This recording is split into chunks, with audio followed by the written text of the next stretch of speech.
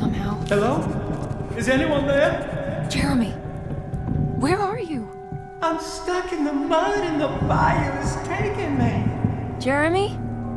Can you hear me? The motor is dead. I can't do anything more. Hang on, Jeremy. I'll get the boat running. I'll get you out of here.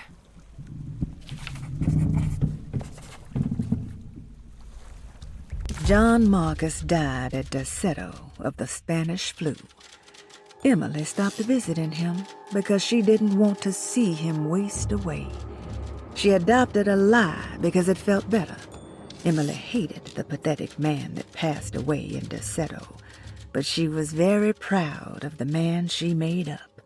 A man who died a martyr in the trenches of France. This must have been the true trauma that the dog man specified in the contract. But why was it Emily's and not Jeremy's?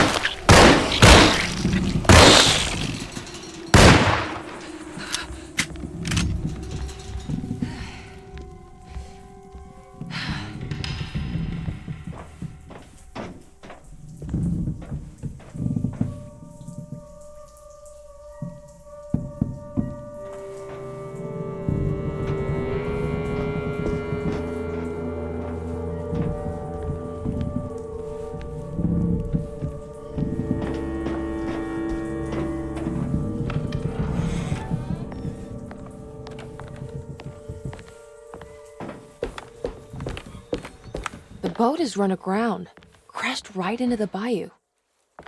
If I get the motor running, I could try backing into the river.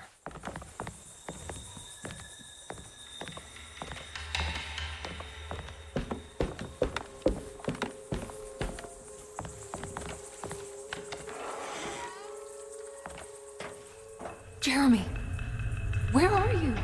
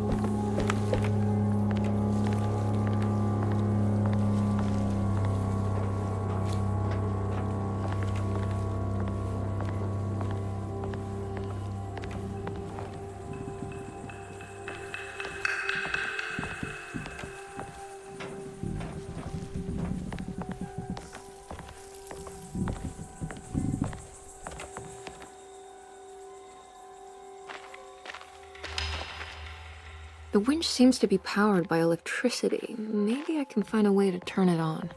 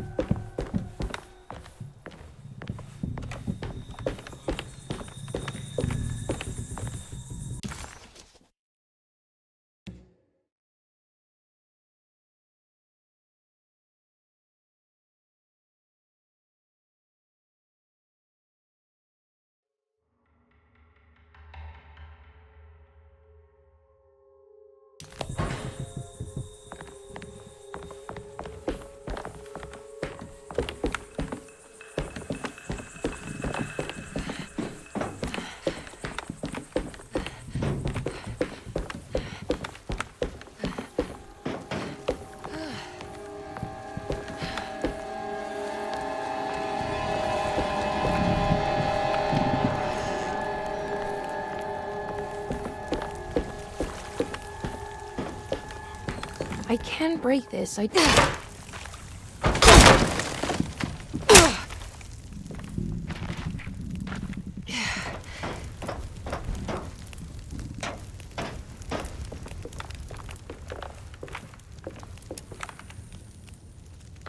Yeah.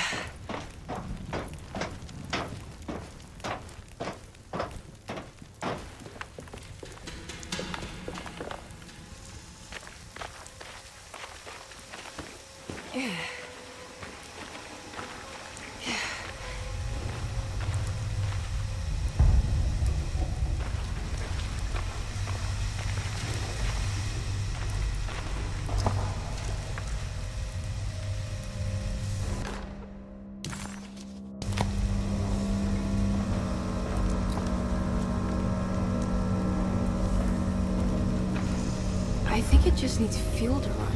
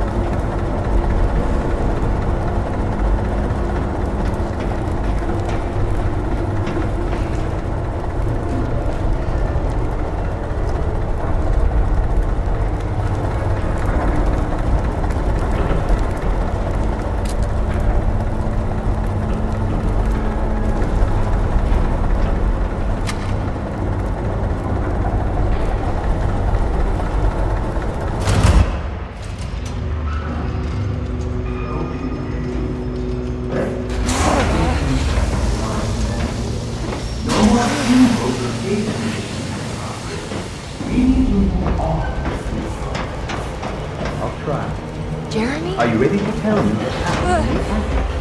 What's happening? I put a rope around my neck, and then I strangled all life from my body. Uncle! Are you under the impression that you died? Yes. No. I was supposed to die. What does that mean to you? That you were supposed to die? I'm the catalyst. I had to die to make the story happen. What story? What are you referring to, Jeremy? 30 years ago, Frederick needed me to die. Jeremy! You're not making any sense. Come back. Find your focus. Uncle? I cheated everyone. I didn't play my part. I escaped my doom.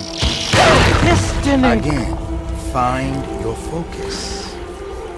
Jeremy! Now everything is wrong. Nothing is in place. Hey, listen to me! We're gonna drown! Calm down, Miss Hartwood. You're not in any danger. But... Jeremy... He was here, wasn't he? Miss Hartwood, I am beginning to suspect your family curse is catching up with you. Have you ever talked to a doctor about your condition? No. No, I was just confused. I thought I saw him for a moment. I'm fine. I'll let you be.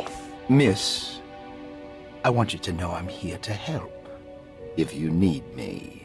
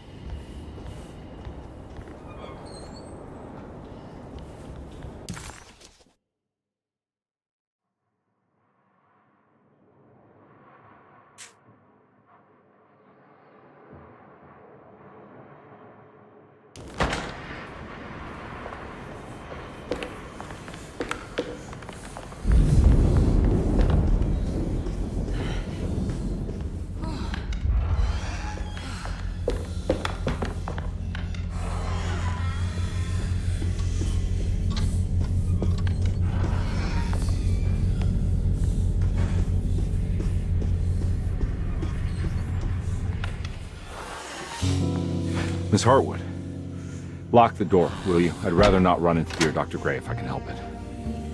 This feels strange. So very strange.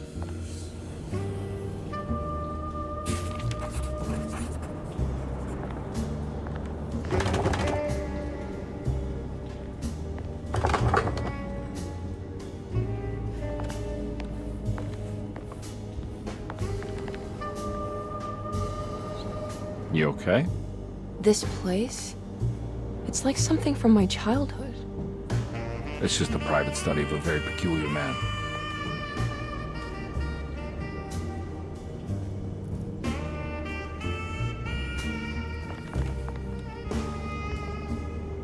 I think this is it. I'm properly mad. You should be. Dr. Gray's playing with fire. Derceto's a powder keg of a loon. He's all ready to play their part in a murderous cult.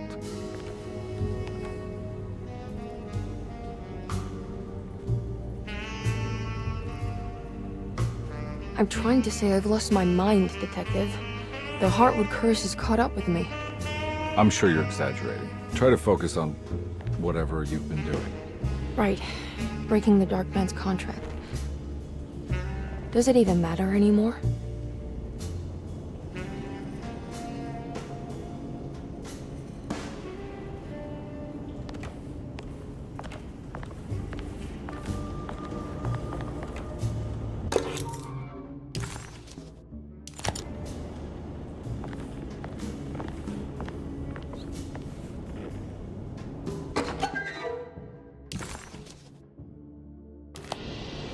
What's this?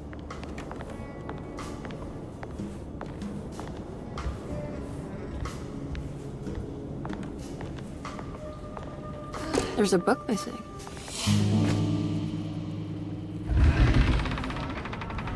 A secret door.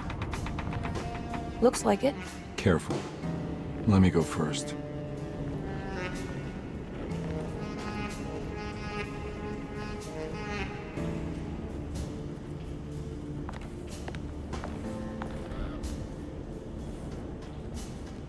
Now we're talking.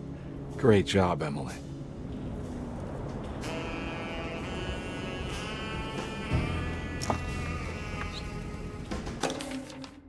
Good to finally meet you, Mr. Hartwood. I'm here on the behalf of your brother Philip. You were expecting me, weren't you? Yes, you're from Derceto, no? That's right. I just wanted to ask you a few questions to see if there is anything I can do to help you and your family. Okay. I understand you're full of imagination. You make up a lot of things. I suppose. And you obsess over them, blurring reality and fiction. Sometimes. Do you want to tell me about the Dark Man? No, I don't. That's all right. Perhaps there is something else you can tell me. Something you know to be made up, but you hold dear. Juan? John? Who's John? No, Juan Luis Jorge. Oh, wait there a moment. Here, take a look. Is he... Oh, he is the author.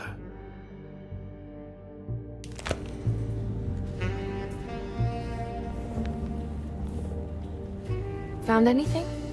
Oh, Dr. Gray's in so deep, I knew it. He's as mad as his patients. I mean, look at this. She who can till the soil of this sick world and begin again, the black goat of the woods with 1,000 young. Absolute insanity.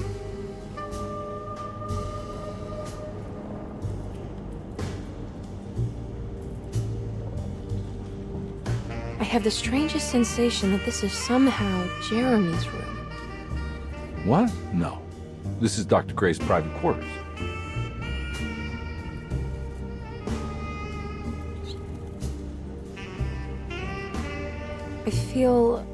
I want to apologize, Detective, for my elusive behavior tonight. I'm glad you haven't given up on me and my uncle yet. Ah, you got nothing to apologize for. In fact, you've been out of my hair for most of the evening, you're self-reliant, and you've been helping with your own particular brand of investigation. As far as I'm concerned, you're an exemplary client. Thank you, Edward. Mr. Carnby.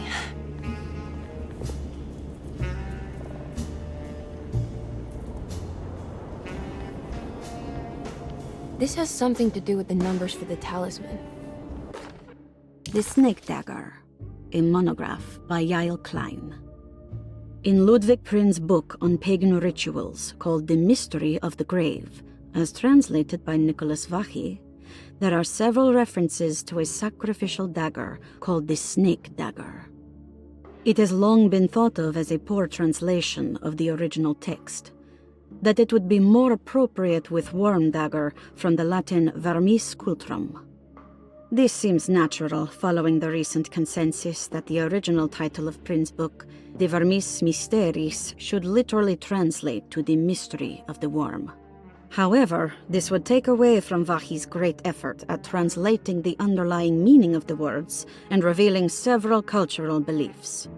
While Prin certainly was using the term worm as a symbol or synecdoche for death and the dead, which is made clear by the contents of the book, in the case of the dagger, we shouldn't be too hasty to dismiss his translation. Reading through Vahi's correspondence with his patron, it appears that he had more than just the Latin text at his disposal.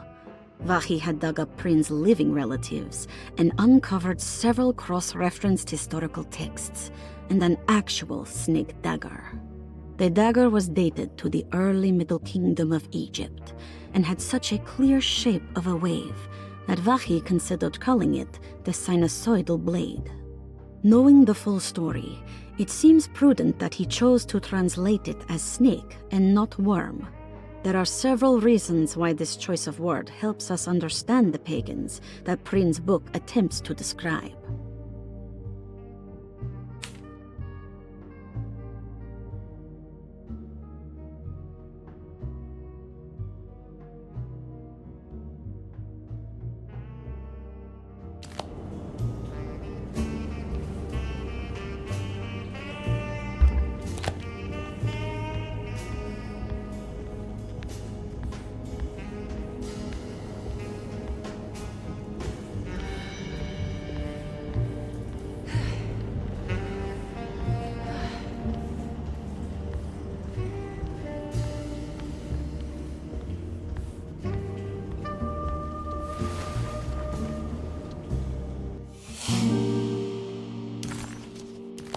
I can't believe I didn't see that before.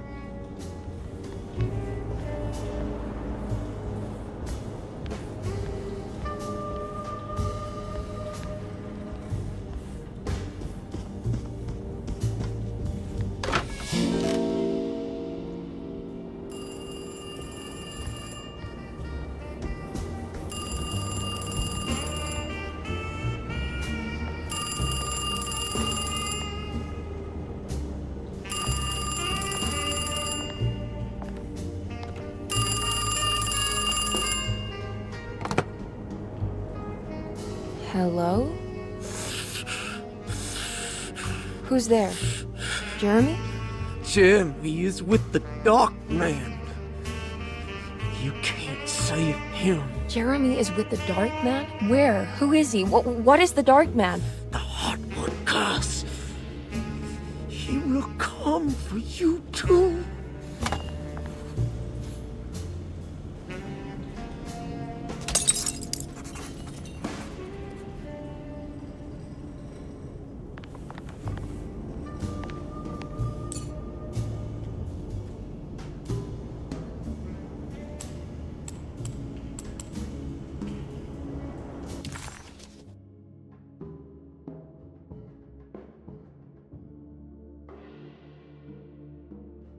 The voice on the phone was somehow familiar, yet so strange.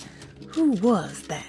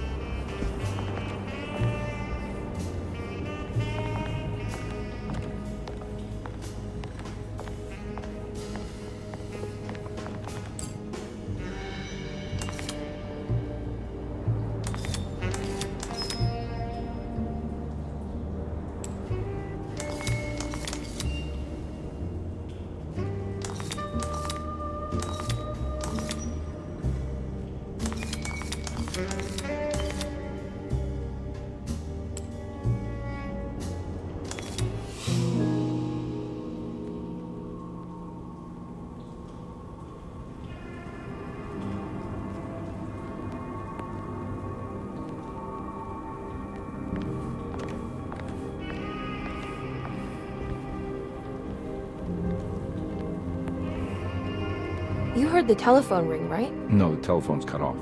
I tried calling the police earlier. Yeah, that's what I figured.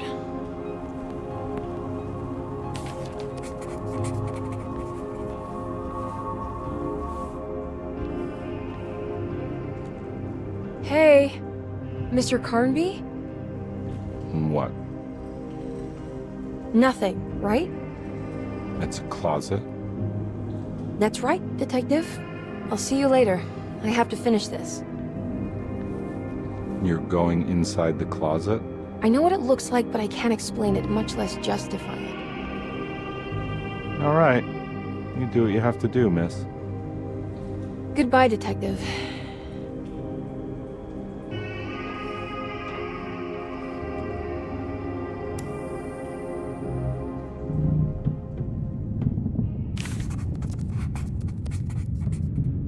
The icy wastes before her felt profound and deeply wrong, like staring into a grisly wound revealing bone under the fleshy mounds of muscle, seeing layers of Jeremy that she would rather stay hidden.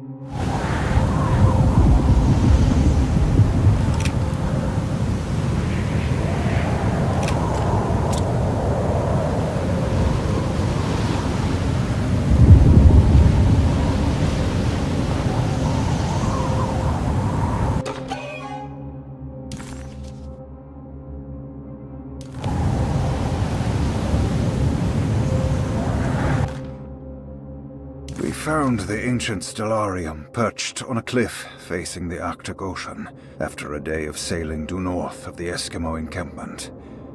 Jacob van Oostad was our most keen member of the expedition. He had been chasing down the source of a peculiar type of crystallized metal present in several sacred items among the natives on the northeast coast of Greenland. The site was a remarkable find for any explorer, and we were all enraptured in our search for enlightenment and meaning. The surviving architecture seemed almost unearthly in origin and astonishingly sophisticated. The metal Jacob was searching for was abundant, almost ubiquitous. We were so taken by our find that we were surprised by the sun falling below the horizon. As we quickly picked up our gear, ready to head back to our camp, Jacob van Oostad declared that he wanted to stay. He was adamant. We begged him to reconsider. The night would be getting colder by the hour, and we feared for all our safety. Jacob refused, threatening us with violence if we wouldn't leave him alone. As the snowfall turned heavier, we left him there on his own.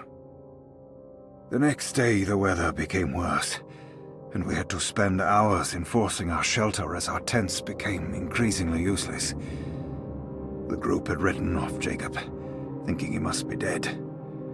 I had an urge to make one final attempt to save him, so I headed out as darkness fell with a handful of flares and headed toward the coast and up the climb towards the stellarium. That's when I saw him, transfixed by a burning sky, that celestial lantern. Jacob keeled over and let out a painful shriek that struck me with such fear and pity. He was crying in agony, for the cold weather had ravaged his flesh. I called out to him, and he turned to face me. His vacant stare held me in place like a needle through a butterfly, and he said, "You must leave now, Ashton. Go, and never come back."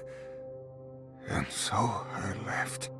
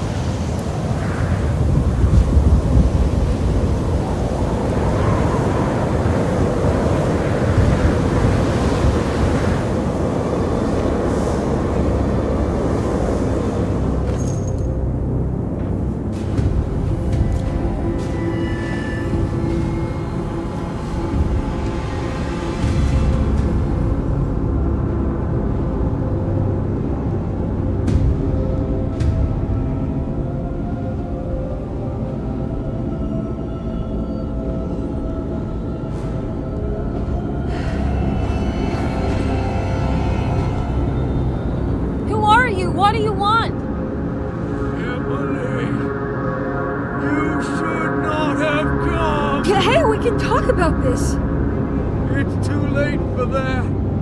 It's too late.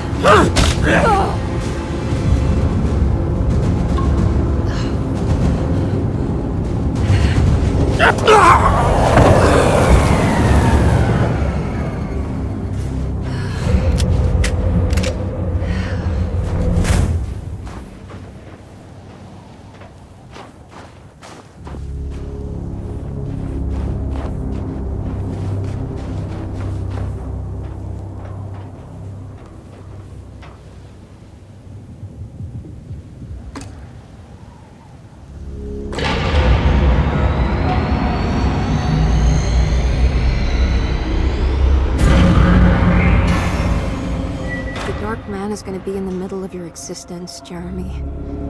Then at least set everything in order.